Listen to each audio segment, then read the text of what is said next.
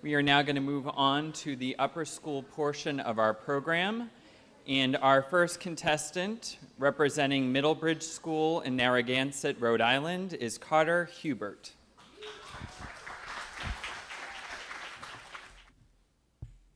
Fourscore and 7 years ago, our fathers brought forth on this continent a new nation, conceived in liberty and dedicated to the proposition that all men are created equal. Now we are engaged in a great civil war, testing whether that nation, or any nation so conceived and so dedicated, can long endure. We are met on a great battlefield of that war. We have come to dedicate a portion of that field as a final resting place for those who here gave their lives that that nation might live. It is altogether fitting and proper that we should do this. But in a larger sense, we cannot dedicate, we cannot consecrate, we cannot hallow this ground. The brave men, living and dead, who struggled here, have consecrated it far above our poor power to add or to detract.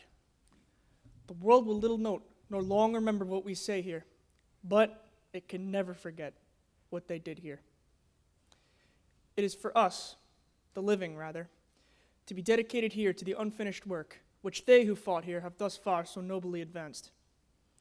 It is rather for us to be here dedicated to the great task remaining before us, that from these honored dead we take increased devotion to that cause, for they who here gave the last full measure of devotion, that we highly resolve that these dead shall not have died in vain, and that this nation, under God, shall have a new birth of freedom, and that government of the people, by the people, and for the people shall not perish from the earth.